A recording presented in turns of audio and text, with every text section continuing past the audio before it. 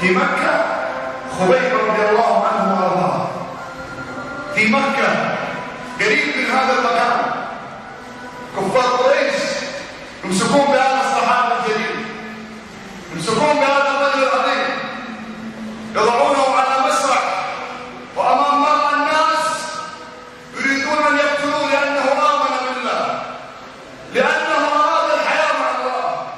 بداوا يمثلون به، بداوا يقطعون من جسده على ان يعود عن دينه، وان لم يعد يريدون ان يعذبونه قبل ان يموت، وهم يقطعون في جسده، وهم يقطعون جسده وهو حي يقتل.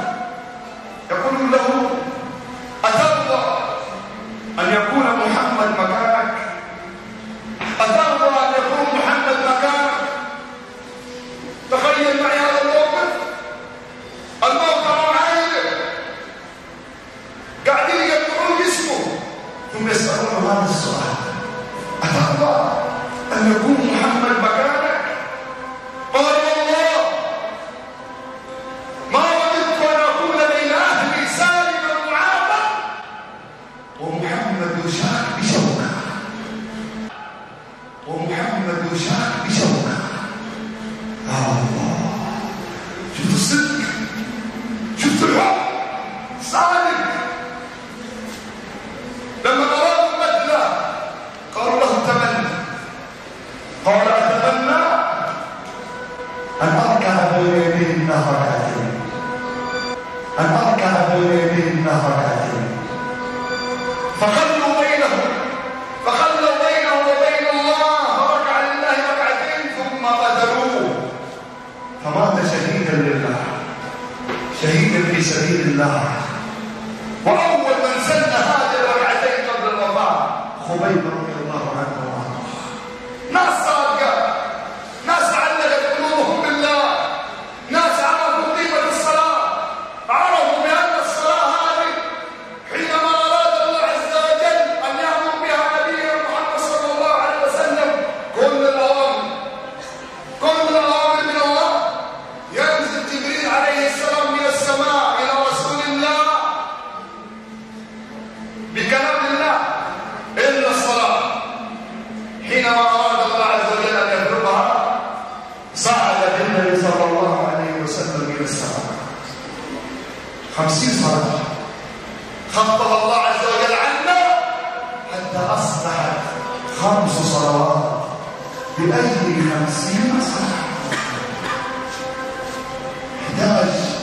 نحتاج من أجل أن نحافظ على الصلاة، من أجل أن نكون من أهل الله، نحتاج أن نكون قريبين من الله، نحتاج من أجل أن نتوب. اسمع، اللي يبغى يتغير أو تغير أو في طريق أن يتغير، من أراد الحياة مع الله، من أراد الإقبال على الله، من أراد أن يكون في جنة الله، من أراد أن ينظر إلى وجه الله، من أراد أن يجلس في تلك الجنة مع رسول الله، أوصيك بشيء واحد: كن صادق مع الله. بشيء واحد: كن صادق مع الله، اصدق.